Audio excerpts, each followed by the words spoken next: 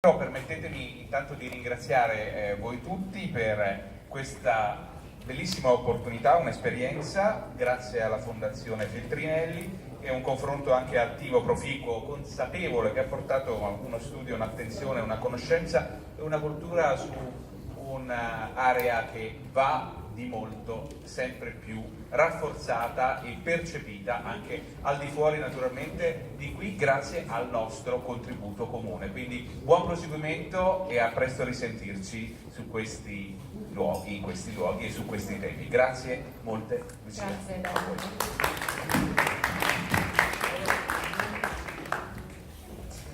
Allora, grazie Daniel per la moderazione. Grazie a tutti voi per partecipare a questo secondo giorno del Food Economy Summit.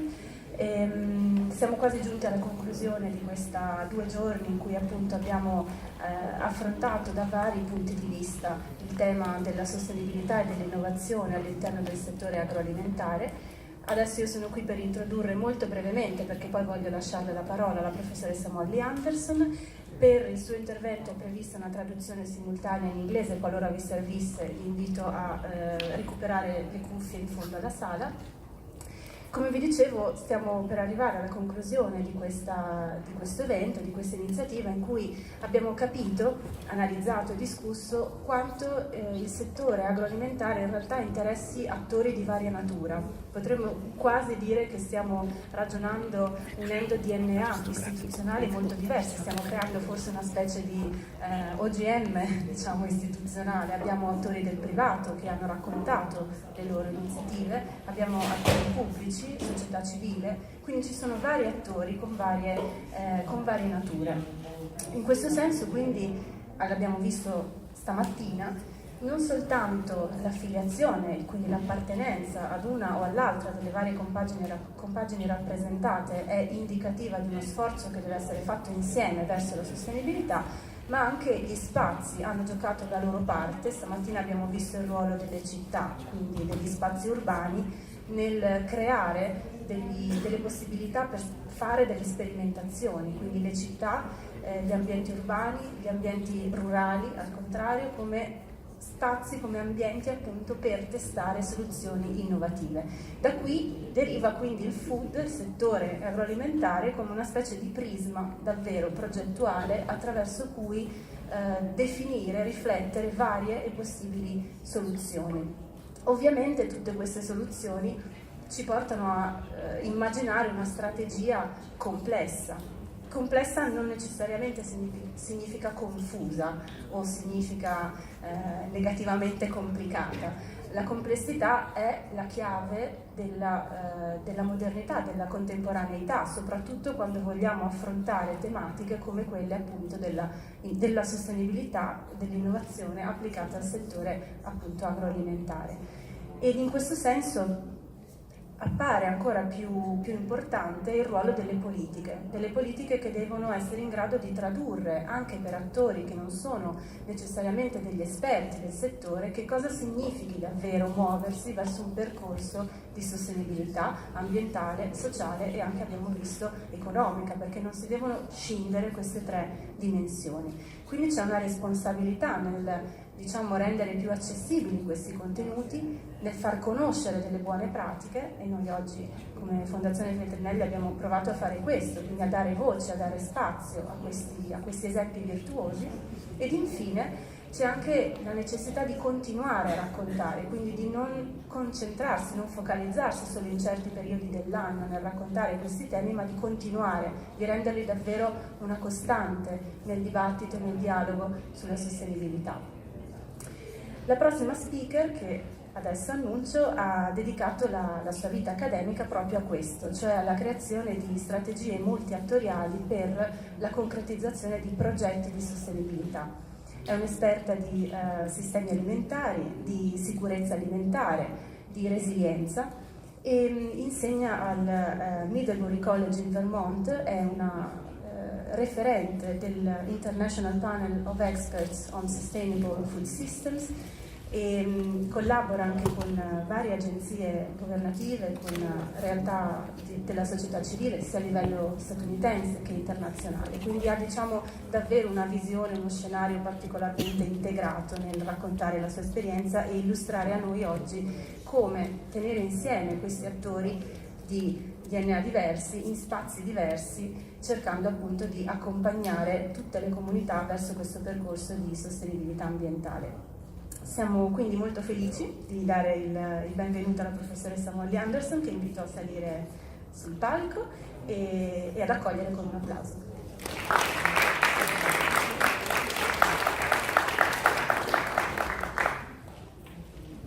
Thank you, Lucia, for a generous introduction. And thanks to all of you for being willing to stay after a very long and intense program. I appreciate your presence here. This question about how food systems can become more sustainable is the question that's really driven my entire professional life over the last 30 years. And in my time with you, I will tell you what I've learned and what I hope for the future. I sense that many of you share my hopes. One of the main things that's changed in the last few decades that I've been working is the growing sense of urgency about food system transformation. I worked on the International Agricultural Assessment, which was published in 2009. And one of the main messages that came from that was that business as usual will no longer suffice. We knew it back then. We knew it even earlier. And then in November 2018, the Intergovernmental Panel on Climate Change told us that we have only 11 years to make a major shift in how we conduct business. On May 6th, day after tomorrow, the report of the Intergovernmental Panel, Intergovernmental Science and Policy Platform, on biodiversity and ecosystem services will be released. There's been a big build-up to that.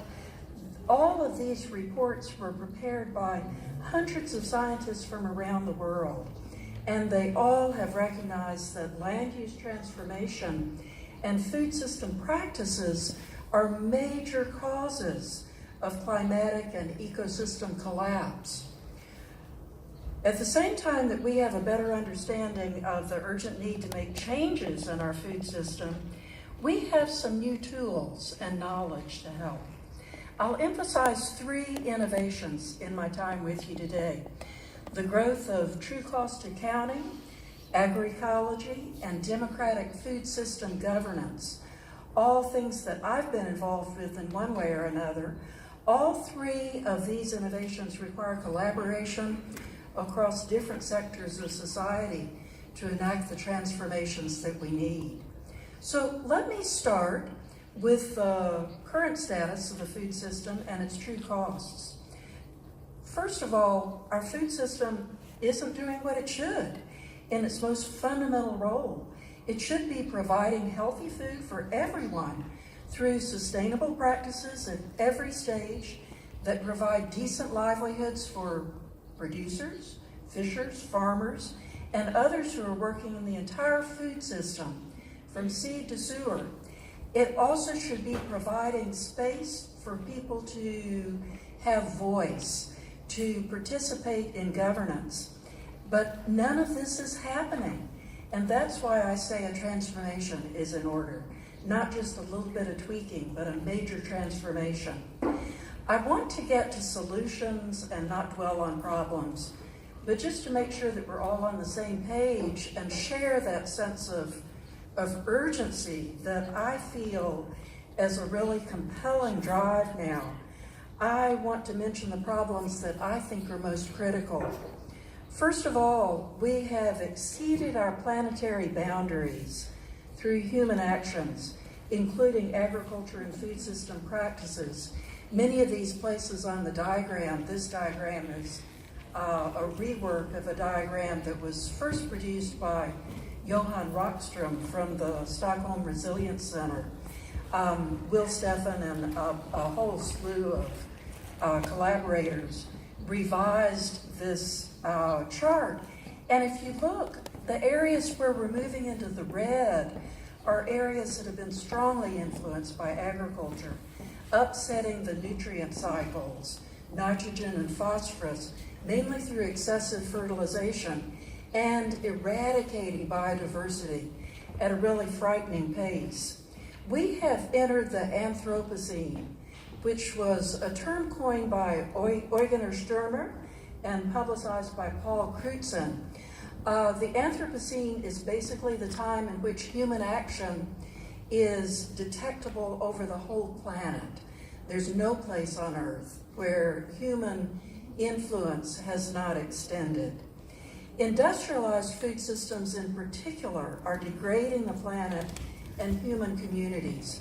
And what I mean by industrialized food system is a mechanized, standardized, large-scale operation that uses a lot of synthetic inputs, fertilizers, pesticides, from off the farm. Fortunately, that's not our only alternative. The very first presentation, and I hope that many of you were here to hear it, it was inspiring. The very first presentation talked about regenerative agriculture, which is an antidote, a different way of producing than this industrialized food system. The biggest problems that I see, let me start with some of the environmental ones. First, global climate disruption, and it's influencing all kinds of different processes on Earth that are really important to us and to other living creatures.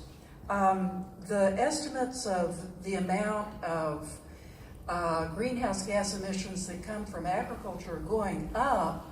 Sonja Vermeulen, who wrote a review in 2012 that's been widely cited, said that agriculture provided about 15% of anthropogenic greenhouse gases through field practices and another 15 to 17% through other food system activities. But the Eat Best report, this report on ecosystems and biodiversity that will be coming out day after tomorrow, is going to raise that estimate a little bit to somewhere closer to between 30 and 50% of greenhouse gas emissions coming from agriculture. So that's the first, and I would say the overwhelmingly major, urgent change. But second is the loss of biodiversity. This is one of the sneak previews of the Eat Best report, and there are so many sneak previews that the Eat Best Secretariat came out with an announcement that said, don't pay attention to all these things that are coming out in advance. Wait for the real thing. But I trust that this is based on the actual report, which was leaked to journalists earlier. So loss of biodiversity, rapid decline, a crisis even bigger than climate change, according to some scientists. Second, water stress. This is showing water stress by countries. By the year 2040, it's growing rapidly, and many countries do not have the fresh water that they need for people to survive and be healthy right now. That's only getting worse. And then soil degradation, which Hunter mentioned on the very first day. A third of Earth's soil is acutely degraded due to agriculture. So these are what I consider the major environmental problems. But let's move on to some of the health problems. First is food insecurity. The report that came out in October of 2018, The State of Food Security and Nutrition in the World, is our most recent authoritative report on food insecurity, and it said something really frightening. It said that after decades of decline, food insecurity worldwide is going up again. So things are getting worse in terms of food insecurity, mainly due to climate change and conflict. Many countries are struggling with that, and these problems are exacerbating climate change. Should I be speaking more slowly? If anybody really needs me to speak more slowly. I tend to speak slowly anyway because I come from the South in the United States, but if anybody really needs that, just flag me. Okay, food insecurity. It sounds like your English is far, far better than my Italian. Second, obesity, which is a growing problem worldwide with huge public health costs. This chart is just showing male obesity. It comes from the World Health Organization, but female obesity is this bad or worse in all countries. And again, obesity leads to a whole series of other major health problems.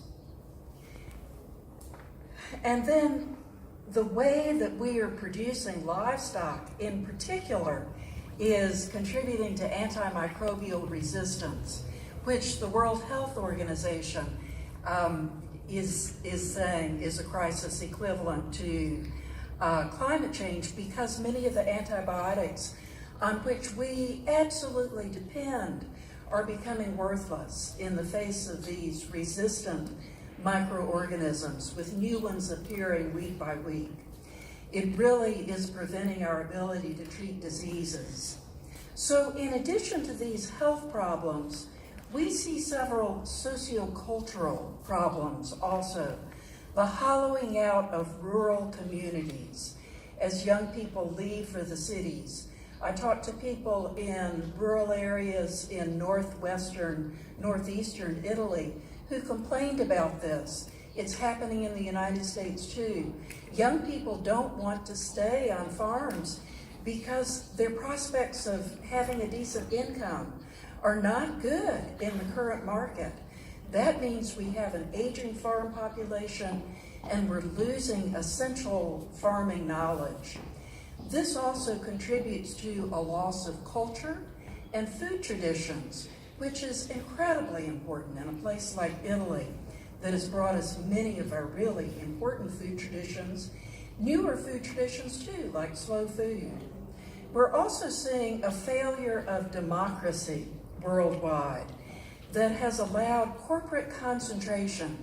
This is a chart from a report by EPES Food, the organization with which I work, the International Panel of Experts on Sustainable Food Systems. We tried to identify the lock-ins, the reasons why industrial agriculture has such a strong grip on food systems worldwide. And we put corporate concentration in the center of our set of lock-ins, because this is contributing to all the other things that keep industrial agriculture in place. The failure of democracy has resulted in a seeming inability in the United States, other countries too. The United States bothers me in particular because it's my home, an inability to tax exorbitant wealth.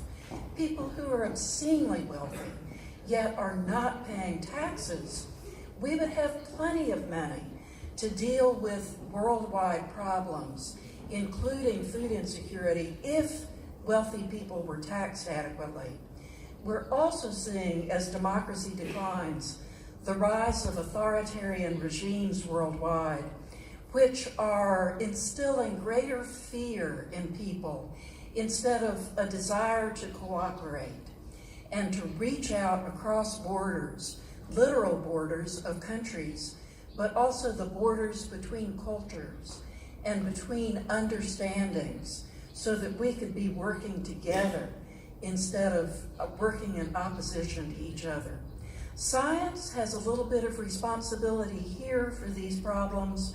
Science has kept problems siloed for far too long and failed to perceive the interconnections among healthy food production systems, healthy people, and ecological integrity.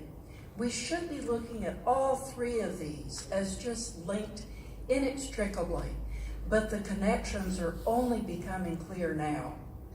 So, what we have now is this linear economy, a linear metabolism. And what we need to move toward very quickly is a circular metabolism, a truly sustainable metabolism in which we're reusing materials, we are creating energy from renewable sources, we're recycling nutrients instead of contributing to these out of balance nutrient systems, particularly for nitrogen and phosphorus. We're using natural processes on farms, such as composting and reusing manure, using all of the practices that we know about, many of which we've known about for millennia, but they have become lost with the advent, the encroachment of industrialized food systems. It's time that we move away from these bads, the things in the linear metabolism, and start focusing on the goods, demonstrating the impacts of proposed alternatives, many of which you've heard about in the session over the last 2 days. Things like local food systems, territorial markets, urban farms, and